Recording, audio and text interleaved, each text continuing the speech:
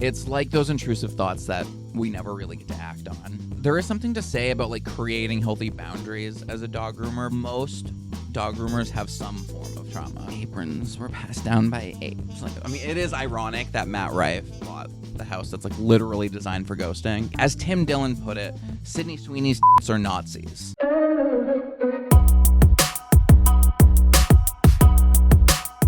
Hi, hey, and hello, and welcome to the podcast. This is Jay Unleashed, okay? It was going to be called The Seasoned Groomer. At one point, that was going to be the name. And I decided to focus more on me, because it's just, that's what the world needs. No. I wanted to branch out from not limiting myself to just dog grooming, even though I love, obviously, dog grooming. That's my career. Making fun of dog grooming clients has become my brand, I don't know if that's a good brand to have, but it is the one I currently own. And you want to just like sit in your brand, you know what I mean, and own it. I don't just make fun of clients, okay? Like I just make fun of like people. You know what I'm saying? Like it's not that I think it's funny to like make fun of like my specific clients. I think it's funny to make fun of people in general in like different scenarios we're in, and specifically customer service. And like people can just laugh at ourselves. Some people can't laugh at themselves, definitely. Like I have had some people not like me making videos about things they might have done or whatever, but you know what, none of us are perfect, okay? Like some people can be close, but none of them really are out there. We just gotta laugh at ourselves. You know what I'm saying? But yeah, so this podcast, it's gonna have the same energy and feel of what I wanted the seasoned groomer to be, which is like a mindset. So the seasoned groomer is like a character I created in my sketches on TikTok, where it's like different types of groomer. Like a lot of the dog grooming influencers, like a Blake Hernandez and Nathan Austin, Michelle, she does more like dog impressions than like other groomer impressions, but I'm sure she's done it. We've all done like different types of groomers, and one of my types was like the seasoned groomer that just doesn't care, like comedically doesn't give a shit, like just calls. It's kind of like what everybody wants to say. Like I think it was very validating to me and to people watching my videos of me just kind of telling customers off, because it's like those intrusive thoughts that we never really get to act on. And sometimes you can, and I have stories, and it's not always good. But going forward on the podcast for Jay Unleashed, I do want people to call in. I want to have different segments. I'm going to have like segments where we talk about different specific breeds. That'll be a fun one. People should call in and tell me their like salon horror stories or anything like that. So I am going to have a link where you can go to speakpipe.com. It's like, I think that's the website, and you can just leave a voice memo and I'll play them on here. And it's going to be so exciting. Having segments, being able to talk to people, and then like who knows, eventually we could have people actually just call in. I just don't know how to like set all that up. I do know like the SpeakPipe app thing works pretty good, and that's gonna be really fun. But also like there is some truths to the seasoned groomer, like even though it is satirical and I am being over the top and I wouldn't like be that rude to clients, there is something to say about like creating healthy boundaries as a dog groomer, because it is hard to be like in our line of work, vets or like anyone really working with animals. You have to be more of like an empathetic person, and because there is no like verbal communication, it's all about energy, vibe, emotions, like picking up on things. And so that's why people really get into the dog grooming profession. Usually someone with trauma. A lot of people, like most dog groomers have some form of trauma, even if it's like light. Like you can have trauma light, that's fine. It's still all the same. I've made videos about that too, which is funny. Like that's how like we all like trauma bond and connect, but that's why we're so used to like the chaos of a grooming salon, because like a lot of times people are subconsciously trying to recreate their childhood circumstance. why is this becoming like this type of podcast? I don't even know what this podcast is going to be, but all I'm saying is you got to take care of yourself because it's really hard. Once you become the seasoned groomer and you care about the dogs, you want to do what's right for the dogs, but you also have to like charge your worth, know when to say no, know when to send to a vet, know when to not push a dog if they're getting too worked up and stuff. And there's a lot of pressures from the clients and everyone to just be like, you're the professional, just do it. And you have to create boundaries, and sometimes you have to say no. And it really sucks to you have to educate your clients. And it does suck to have to be in that type of industry.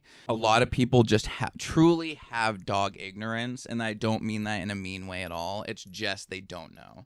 Like the way I don't know about cars. Like you do have to teach people, and then it's up to the client if they actually listen and take your advice and think of you as a professional. Because you have to remember that too. Like, if you are a skilled dog groomer, like that takes years to become that. Like you put a lot of years of dedication to become like a confident, skilled dog groomer. Because every day is different. Every dog's different. You never know really what you're gonna come up again. I mean, obviously we have regular clients and stuff, but it's still a living creature. Things always change from day to day. Like we had a client that I think they must just be like a summer client. We have a lot of those in Maine, and we couldn't finish the haircut the other day or something. No, yeah, we could only do a bath. We couldn't finish the haircut because the dog is a little older, 16, was like peeing on itself and was like getting just really like nervous, and we didn't want to overwhelm the dog. And it has short hair anyway. I was kind of confused. I was like, because it wasn't my dog I was working on. They came up to me and they're like, yeah, we're not going to be able to finish it. And I looked over. I was like, it looks good. It was like bathed and brushed. I was like, what, you can't get it dry enough? She's like, well, they wanted me to shave her. I was like, oh. I was like, okay, well, yeah. I was like, no, if the dog's really nervous and keeps peeing, like, yeah, just like a really good bath and nail trim is fine. And the person was fine about it. But when we told them, she was like, well, the dog was fine last year. And we're like, well, yeah, but a lot of things can change in a year. You know what I'm saying? And even less than that. But especially now that he's getting older. And that's such a hard thing to have to talk about with clients too, because they do get defensive, and I understand them getting upset when you bring up like the dog's getting harder to work on. And it's just when people deal with grief, a lot of times they just kind of lash out. And us dog groomers, we take on a lot of that negative energy a lot of the times. It's a lot of projection when people don't brush their dog enough and then come to us and say, well, you can't, like, you have to shave it, and get like mad at us. It's like projecting it onto us. Because I remember, a client emailed me once complaining about, I don't remember exactly what they were complaining about, but I know there was something about the dog having to be shaved, like in certain areas from matting, and they were upset. And I was like, well, yeah, but that was like a neglected dog. Like, you do realize that, like, you brought us a dog that needed to like have like mat shaved and removed from it. It was very condensed and packed because it was like a double coated dog on the back end. And I remember she must have been like in HR or something, because she like emailed me back and she was like that was an expert way to spin that around on me. So I was like, whoa. I was like, for one, I was not doing an HR spin. Look how much of a match this isn't. Look at that. That's crazy. I was supposed to put on another shirt so you couldn't tell. That's insane. All right. Can't even tell. If for people just listening to this, I just like scratched myself or something and showed where my makeup and actual skin separate, and it's actually alarming. So all that to be said is really, to make it in the dog grooming industry, you have to put up boundaries with clients and set clear rules, and just like let them know right off the bat, like, I'm going to do what's best for the dog and what like I'm capable of. Not going to let you come in here and tell me what to do, because that's the interesting thing. We've had people to like complain that that we don't do what they want. I've really come back to people and be like, yeah, sometimes things happen that I don't want either, but when the dog's not brushed out, it needs to be matted sometimes. It is really interesting. There's a lot of projection, and this is really dealing with any type of service industry as well. There's something about like dealing with a living creature and getting complaints. It like kind of hits harder, or like it cuts deeper. The first cut is the deepest. You know what I'm saying? Because I've worked at other jobs, and if people complain that they didn't like something, I'd be like, okay, whatever. But I guess I didn't put like years and time and dedication and love into taking care of whatever my other jobs were, like stocking shelves or making burritos. I was really good at making burritos, though. I was so fast. I think it's because I was untreated ADHD, but I was just like, bam, bam, bam, bam. Like, I would just whip out so many burritos at Taco Bell and KFC. Shout out. To this day, I don't really eat a lot of KFC. It's kind of crazy. It sucks that, like, because I loved it as a kid, and then I worked at KFC and Taco Bell, and it just ruined it for me. I can eat Taco Bell more than KFC. I think it's because when I worked there, I ate a lot of KFC. Like a lot, or I would just bring home, because I was a teenager, and I would just show up to parties, because I'd work late, get out at like 11 or something, and bring home like buckets of chicken. But I want to talk about, like, you guys have probably all seen the video circulating of that dog groomer from, I think it's PetSmart. So as we all know, or if you don't know, if you've seen in a Petco or a PetSmart, you essentially groom in like a bubble, like a fishbowl, and for everyone to see. It's about like pure transparency, and they want the clients to see, which is cool, and I do agree with that. I do like when people can see, but the issues do arise where the dogs get distracted, people come up to the window. It can be really annoying, because I mean, I set up my salon intentionally where people can see us, but it's still just from one window. Like the lobby has a window where you can see us, but like at PetSmart, it's just all clear open. And it's really not the fact that groomers want to hide anything. It's just the fact of dogs get so reactive to things in the store. And like, I remember one time I was grooming a dog. My table was like pushed up right next to a window for whatever. That's just how they have it set up. And then one of the workers put a cart, like a rolling cart to sell stuff, like out on the floor of like squeaky dog toys next to the window, and so like customers are just squeaking the toy, and that's extremely dangerous if you're a dog groomer, because when you have very sharp scissors around a dog and they hear anything, they whip their head, and how you stop them from whipping their head, and it's so terrifying when you're about to take a snip and they whip their head, and like if someone's squeaking or whatever.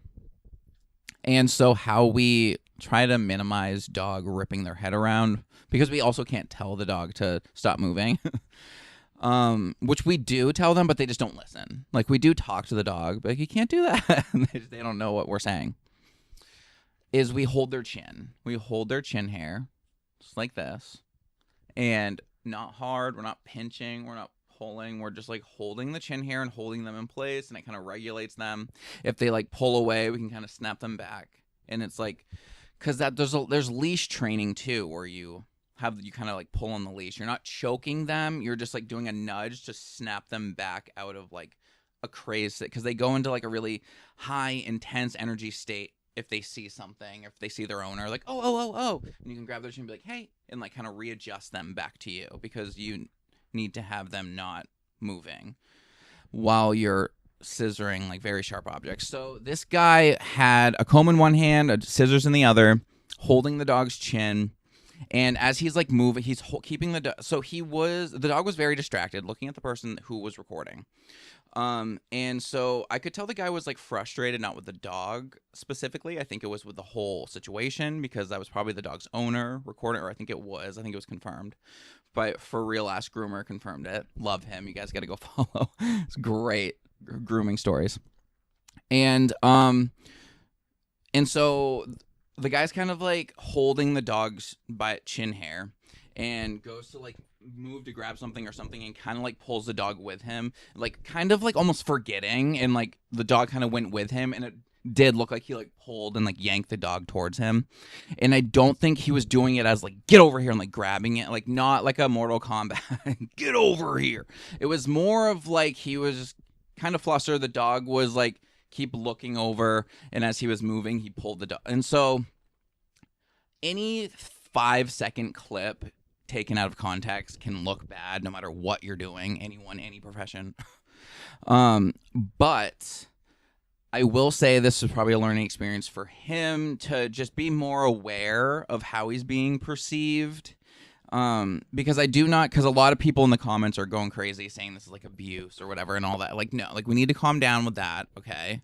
You're being too loud. Listen to Taylor. It's more of, yes, he could have been like, he needed to just be more present in the moment and realize that he needed to be more gentle with the dog. And because, you don't never know if this is a newer groomer or something, or like what's happening, because like people forget that like the dog groomer is a human too. And also going through things and bad day and stuff. And, again, I don't know the whole scenario. I'm going off by this one clip that I analyzed. So I think, yes, he could have been like more gentle with the dog, but no, I do not think he was abusing the dog or should be fired or anything like that, because you just have to be careful with perception. I mean, when I worked at Petco, they told me once someone complained and said I didn't look happy enough while grooming. And so they said, just kind of like remember to smile. And I was doing a D-shed on a Pyrenees, and I was like blow drying and brushing them on the floor because I couldn't get him up on the table alone, because you need like a team lift, and also he just couldn't handle being up on the table. Like, I wasn't upset or anything, but I wasn't smiling. I was like on the floor brushing out a huge hairy dog. And so I guess that person perceived me as not liking my job. And I was like, honestly, probably at that moment I didn't like love my job. I mean, if we're all being real, that's a moment where like you don't really want to smile through, like not even thinking about it. Like I was just doing it, but I wasn't thinking that I should be smiling right now. I smiled at the dog when we were done. You know what I'm saying? Like, girl, it is wild. So working in corporate salons, you just have to be careful of perception. Like I hate the hate online of like for the corporate groomers, because it's not them. It's more the environment sucks. It's a good way to like learn the basics and then like get the out of there. You know what I'm saying? Ooh, but I am so excited to go to Hershey. This is going to be my first time going to Hershey. And because like I am having so much fun doing this online content for dog grooming, I have always done some form of content, and whether it be makeup, reactions, whatever. And dog grooming, I never really dived into too much because it was like my job. You know what I mean? Like I was like, no, like if I'm going to do YouTube content or whatever on the side, I should do something that's like not my job and fun. And I've always just loved comedy, wanted to do comedy sketches and improv and stuff like that.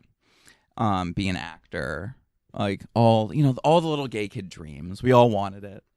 And so I started meshing that with dog grooming, and I kind of just hit a point where I just stopped being scared of word of mouth, I guess. Or I think before I used to have a fear of potential clients like seeing a video and being like offended by a joke I made or something. And now I'm just like, well, yeah, but those just aren't for me. Like, those aren't my clients. Like, I don't know.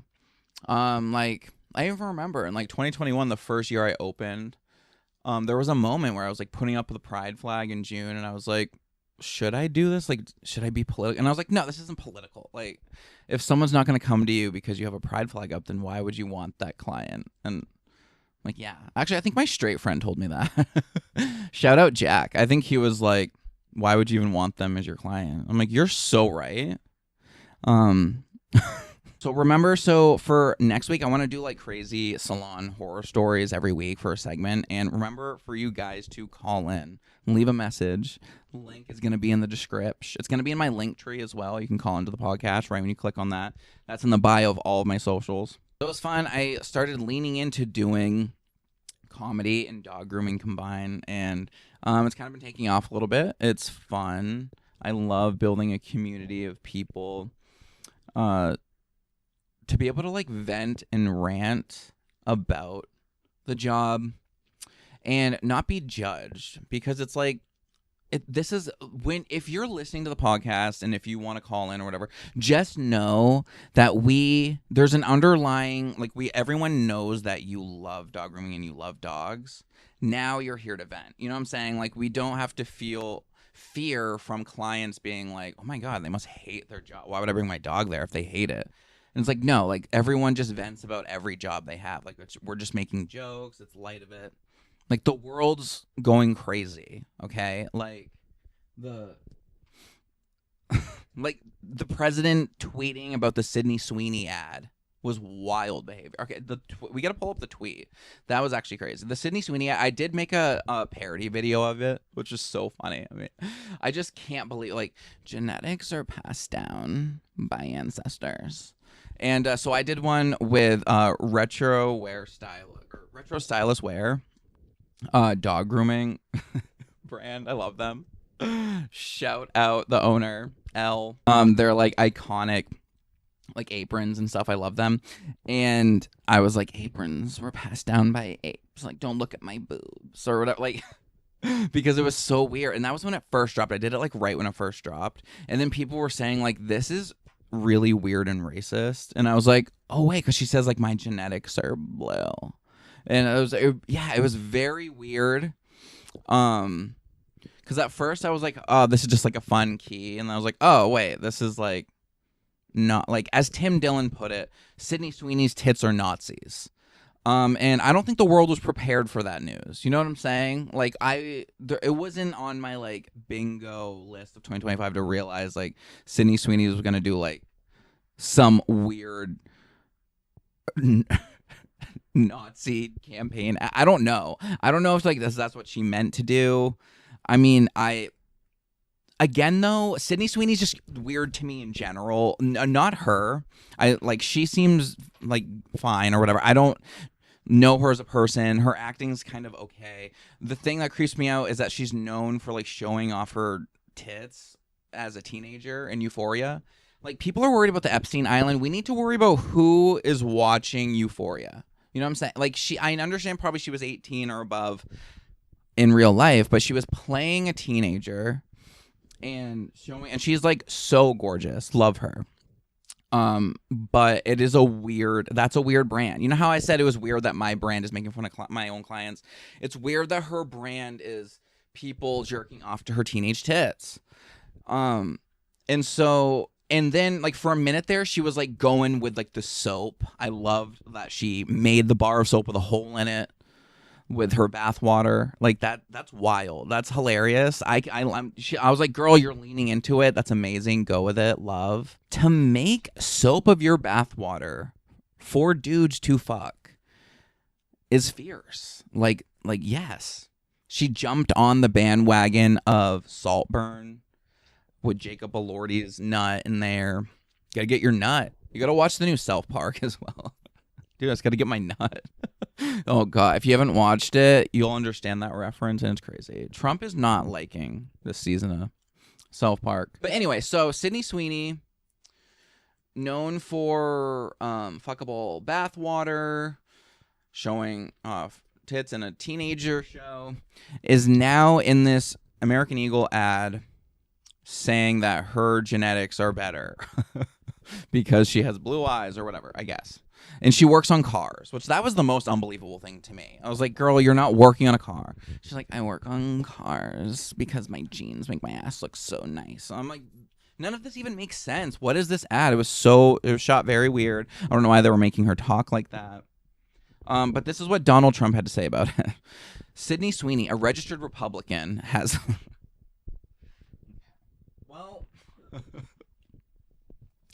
Okay, to be fair, like I'm sure there's a lot more registered Republicans than you think out there. It is kind of funny. So does that mean that she's been voting that way though? Like, can you vote the other way if you're registered? I don't. I have no information. This is not a political podcast until right now. I guess it is. Okay. Sydney Sweeney, a registered Republican, has the hottest, in all caps. This is the president of the United States. Ad out there. It's for American Eagle. The jeans are flying off the shelves. Why did he quote that? Doesn't that mean like he's being so they're not flying off the shelves, or is that correct grammar? Because it's like a saying. Anyway, go get him, Sydney. Donald Trump isn't an endorsement from Donald Trump. What does that feel like from like if you're Sydney Sweeney right now and you're like, okay, like maybe she was maybe in on the joke or she wasn't. Like she just truly thought the jeans like wordplay was like eating. Like she thought that was like a serve. And then Donald Trump's like, you did it. Like that fierce go. But I mean, to be fair, the blonde-haired, blue-eyed, white person, hot 20-something, isn't that the demographic of American Eagle? So, like, I mean, this is on brand for, like, Donald Trump to like. You know what I'm saying? Like, because it's very American. Make America Eagle again. Or whatever. Like, I don't know what she's feeling. She's probably not, like, loving it, right? I don't...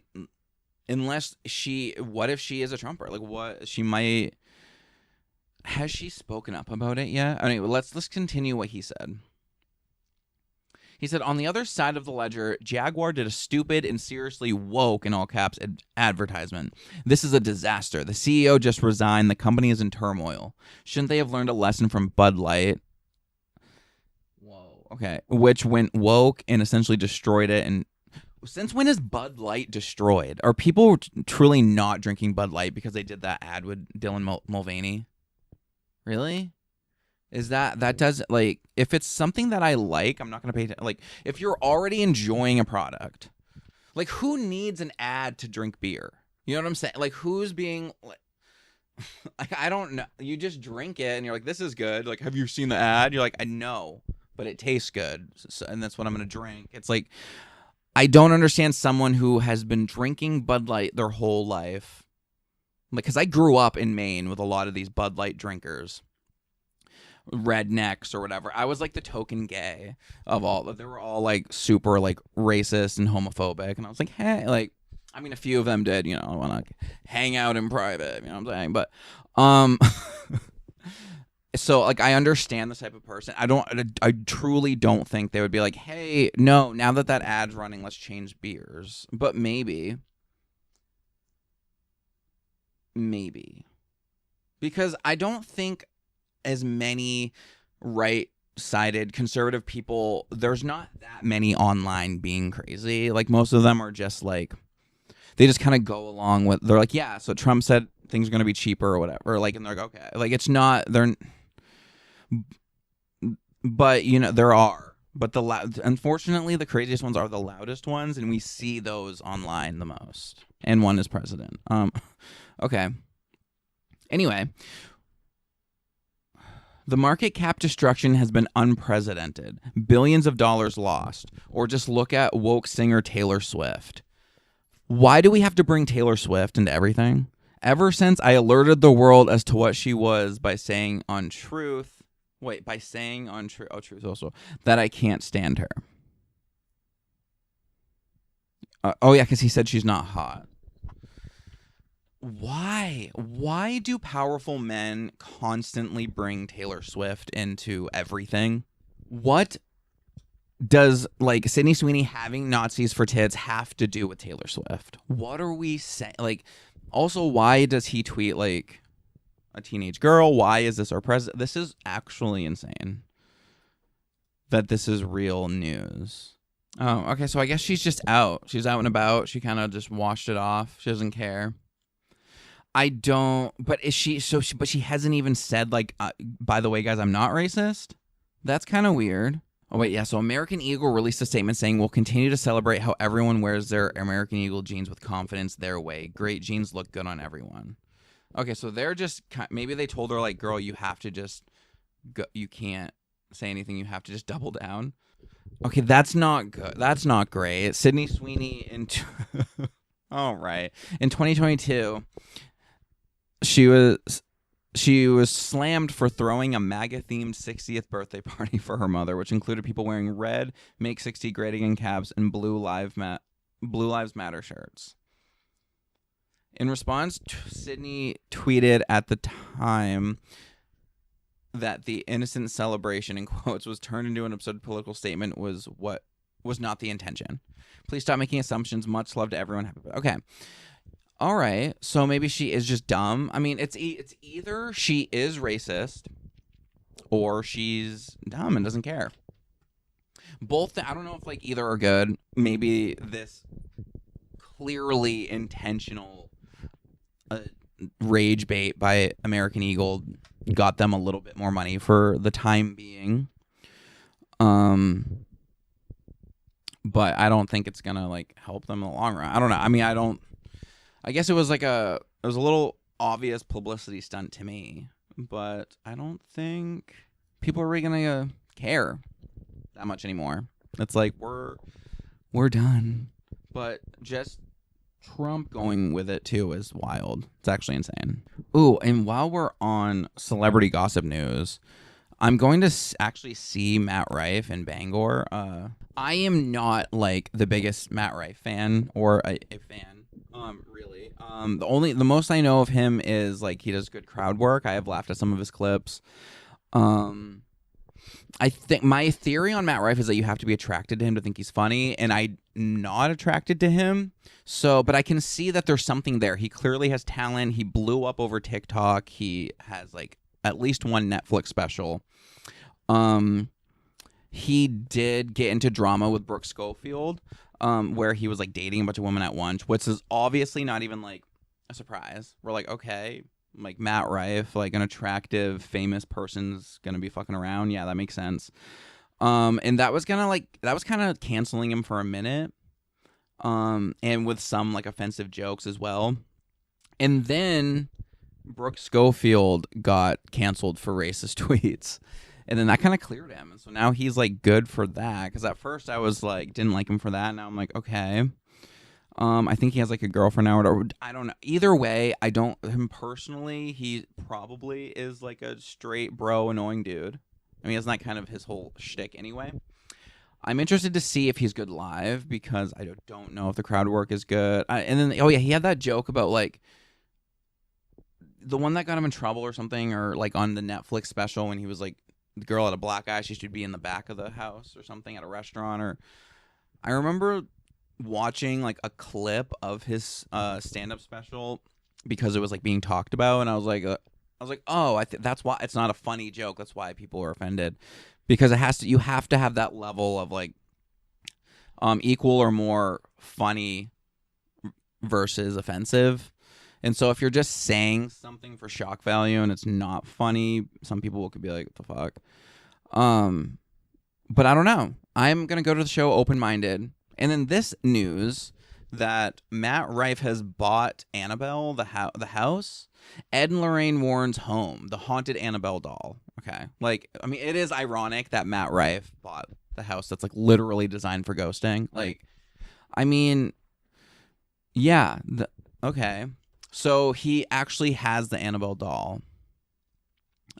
This is fun. I mean, he kind of looks like a doll. You know what I'm saying? Like not that he looks like the actual Annabelle doll. No, he kind of does though. Whoa. Like I'm pulling up pictures. That one picture, he does look like the doll. Wait, is that him and the doll? Just because like of the work he's gotten done, it's just wild. Like he does have, like, I know Matt Rife, he's supposed to be like hot. But there's just something about it that weirds me out.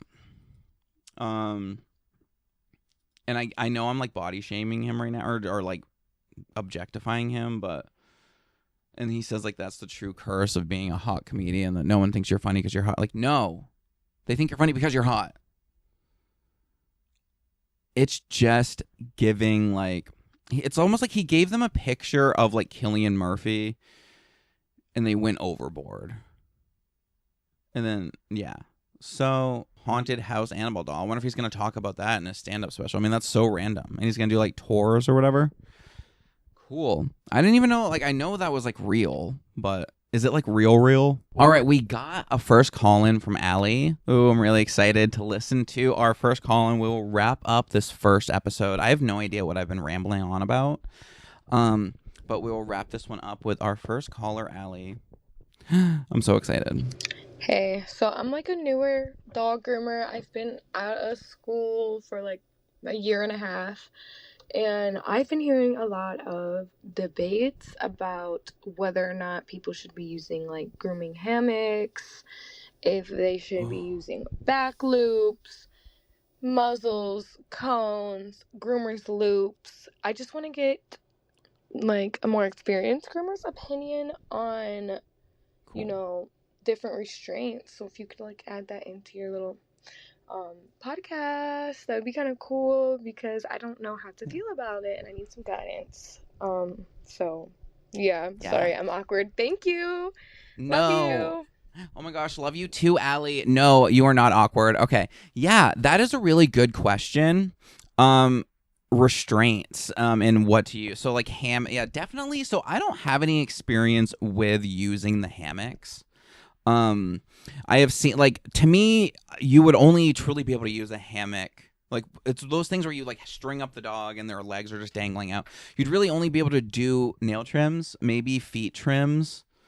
It would hold them in place, I guess, to do their head.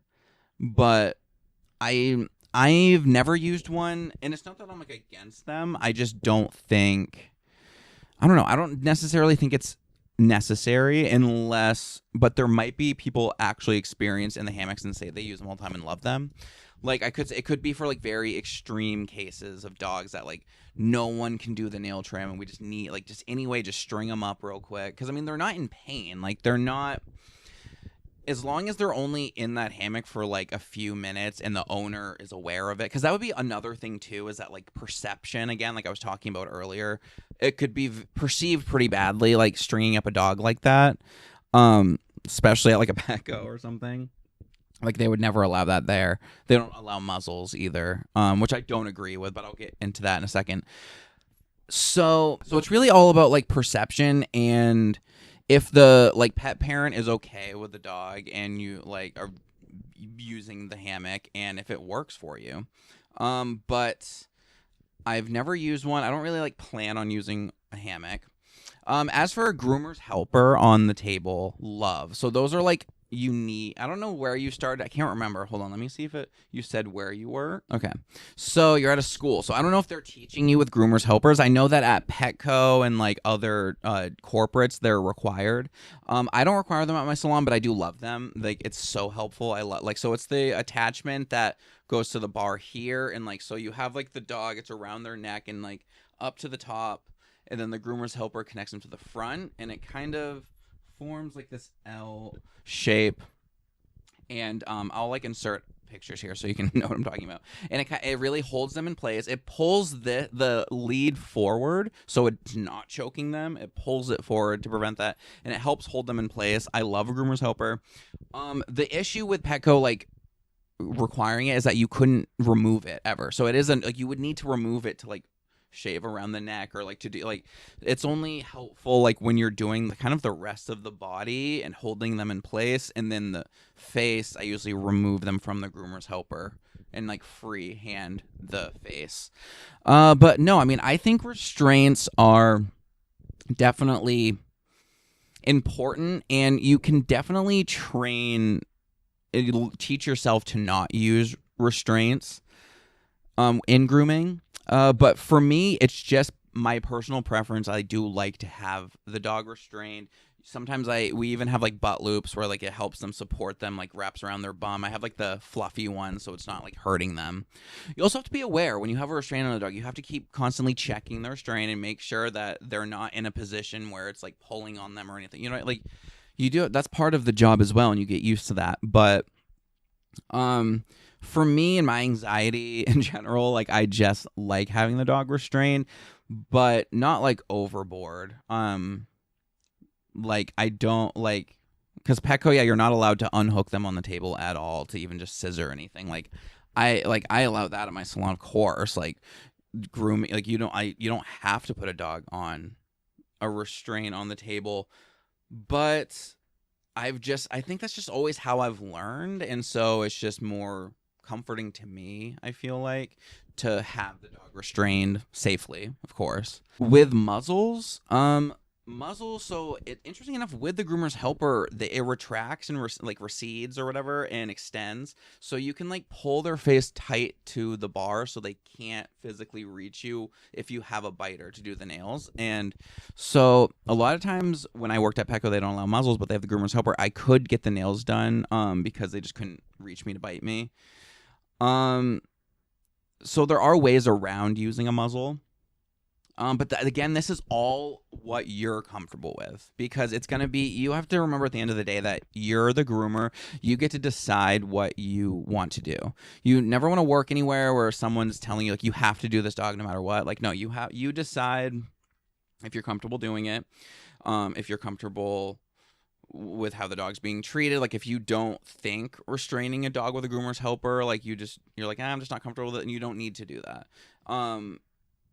Same as muzzles. If you have a dog that's biting you and like lunging at you and you need to muzzle it to groom it, you don't have to do that. If you want to try and do it, because like that's kind of my specialty. I like to be able to do the dogs that quote unquote reject dogs that like because I want to kind of try and rehabilitate them the best I could. I mean, I had a pit bull that used to come in, and his dad comes out back with him, and at first he would always snarl and growl and snap at me and try to bite me, and over time I just didn't give up, and I don't remember if we muzzled him at first. I might have just used the groomer's helper that kind of holds his head in place, because he's very sweet unless you're clipping his nails. But now he's totally fine with it. He jumps up on the table. Like, he's such a good boy. But a lot of places wouldn't give him a chance. So I do like that. But again, that's all about what you're comfortable with, especially being a new groomer. So you could just not want to do aggressive dog that need muzzles. Or if you want to give dogs a chance, and you can just start out with using a muzzle with them, and then you can slowly work where you don't need one to build trust with both of you. And then the only other like safety issue I would see with like restraints and stuff is like if you don't leave dogs unattended on a table. Like if you have a dog up on a restraint and walk away, like if you walk away and leave the dog there is a risk of them like stepping off the table and like choking. So that's always a big, like if you are restraining the dogs, just make sure that they're not unattended on a table. Make sure there's always someone within a step away from the dog at the table to make sure that they don't step off. Or that's why we use like belly bands to like help them like support them. It's like a loop in their back end that holds up their back end too. And again, not too much. You don't hoist them up or whatever. Like, it's just there to like help them support. Because when dogs are up on a table balancing, they're using muscles they're not used to using. So they're literally balancing up, especially the bigger ones. So sometimes the belly bands and restraints do help them. But then I know a lot of groomers that groom without any restraints. So yeah, so I guess that's really all a preference. But I would say, yeah, I'd say there isn't really issues with using different types of restraints as long as you're just using them safely and correctly. But thank you, Allie, for calling in. That's so fun. So remember, you guys, go to the link in my bio and just call in about anything, whatever you want to talk about. I'm going to be here every week talking about God knows what. We don't know. We'll see what the week brings us. Okay. Until next time, bye.